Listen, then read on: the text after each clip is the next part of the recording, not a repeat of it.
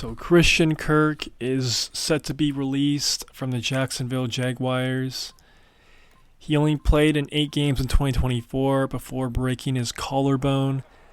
And before that, he missed 5 games in the 2023 season. Definitely an injury-prone player for sure. Maybe due to his size and whatnot. And this move will save the Jaguars $10.4 million against the cap for this upcoming offseason. And apparently they almost... I forgot about this. They almost traded him to the Pittsburgh Steelers before he got injured this past season, right before the trade deadline. So Christian Kirk to Pittsburgh. I don't really think that would have affected anything at all if he actually did get traded to them a year ago.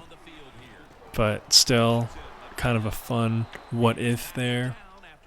He joined the Jags in 2022, signed a 4-year, $72 million contract. Definitely a rich contract for Christian Kirk.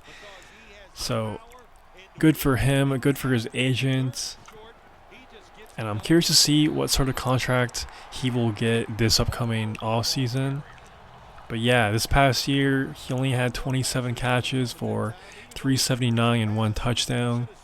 But honestly, the reason why I still feel like Kirk has some clout here is because in 2022, dude went nuclear. He just went off in his first year in Jacksonville. 84 catches, 1,100 yards, and 8 touchdowns.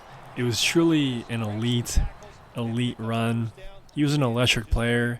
But yeah, man, since then, injuries have kept him off the field and just hasn't found the same success he had year one. And it's not all on him. You know, when you have Trevor Lawrence, he's not really the best quarterback in the world. But then again, he's not really the worst quarterback in the world. But as far as the Jaguars go, Brian Thomas, he was already the 1A there a year ago, but he's going to continue to get even more targets, and that dude is special, and I'm just curious and really excited to see how much better he can get, and hopefully Trevor Lawrence can actually come through and stay healthy and maybe throw some accurate balls his way for a full NFL regular season. I'd really appreciate that, and I'm sure Brian Thomas would really appreciate that. And you know, I've spoke on Trevor Lawrence a ton in the past, and the big argument of Trevor Lawrence defenders was that, oh, Trevor Lawrence has never had a true number 1 wide receiver. Well, guess what, bro? He has one now. So, Trevor Lawrence, it's time to nut up or shut up, bro. He better have a pretty good season with Brian Thomas.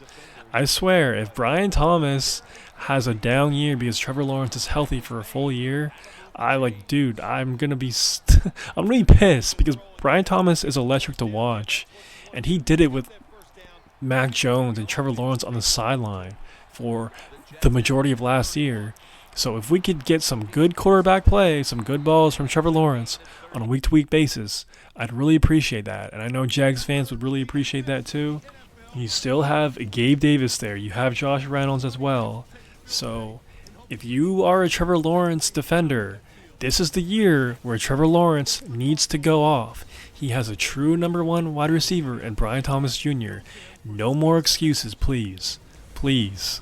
Christian Kirk will join the free agent wide receiver class that includes Devontae Adams, Chris Godwin, Stephon Diggs, and Tyler Lockett. Now, I'm sure Christian Kirk will have a lot of suitors. Like I mentioned, I'm not sure what sort of contract he will command. And if I'm a team, I definitely wouldn't be breaking the bank on him.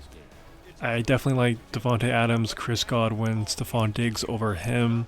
He's definitely kind of comparable to Tyler Lockett, even though Christian Kirk, I feel like, has more in the tank compared to Tyler Lockett. Christian Kirk is only 28. Still a lot of years left in my opinion. But then again, smaller build. Last couple of years dealt with a lot of injuries, so you never know. But yeah, man, you let me know where you want to see Christian Kirk play. You know, I'm seeing a lot of Patriots. I'm seeing a lot of Colts. For some reason, I could see him going to Baltimore, even though I don't really like that fit too much. I feel like since they already have a small wide receiver there in Zay Flowers, I feel like they need to get more size there if they are going to add another wide receiver.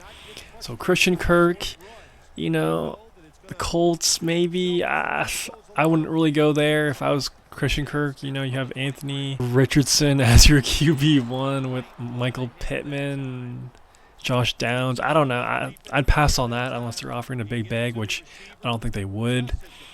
I think the Chiefs make a lot of sense. They always do, especially if they could get him for a cheap contract. I like that move a lot. Maybe the LA Rams, to pair him with Puka Nacua. I like that move. Tutu Atwell as well. They just signed him to a contract, so that makes sense from my perspective. And who knows, maybe the San Francisco 49ers, they might trade Brandon Ayuk, so that would free up a wide receiver spot for him there. But yeah, the possibilities are definitely endless. Maybe the Houston Texans. I could see that move make a lot of sense too. Now, I'm curious where you think Stephon Diggs will go. Let me know in the comments below, because I think that's kind of like a low-key, underrated free agent. I know he tore his ACL this past year, but before that, man, on Buffalo, sure, he's not in his prime anymore, but I still feel like he could be a pretty electric player when he's on the field.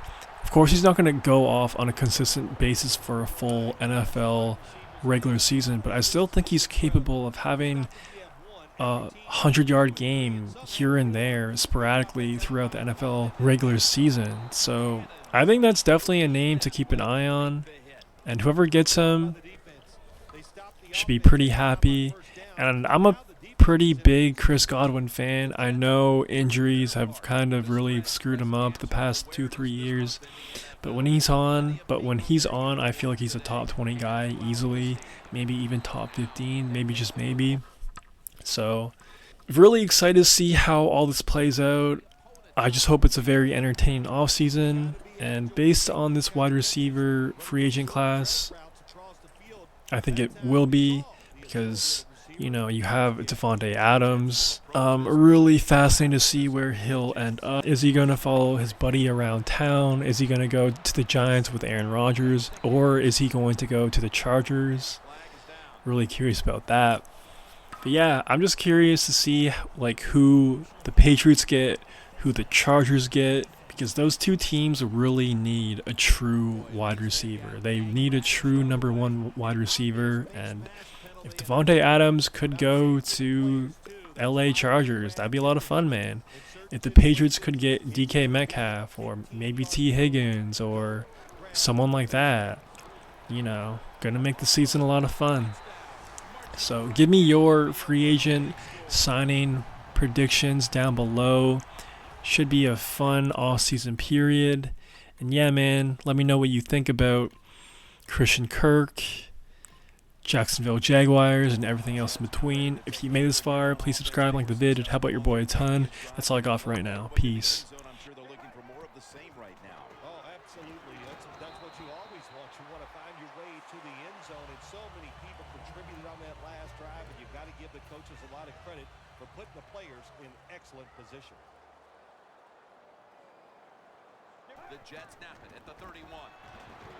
Morris off the left side. Tackle's made, and that'll move the chains.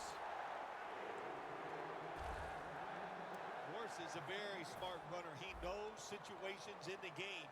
He saw the first down yard markers, and what does he do? He gets past them and picks up the first down.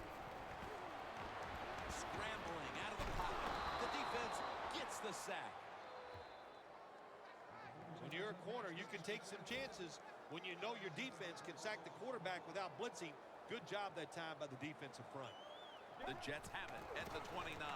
Trying to power his way right up the middle. Well, if you're the offensive coordinator here in a third and long situation and you're winning a close game, you'd like to pick this up. But also, you got to make sure you call a play that doesn't put the offense at too much risk. Tough call coming up here for the coordinator. Quigley will be called on now to punt the football.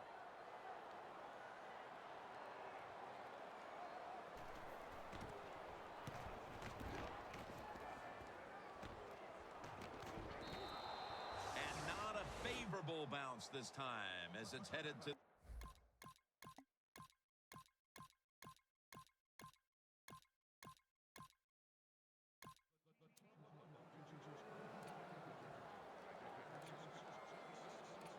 The Jets didn't get much out of that last drive, so now here they come again on offense. I'm sure they're going to be a little bit more of an urgency to the offense this time. Well, I'll just say this to you, Jim Nance. I sure hope so.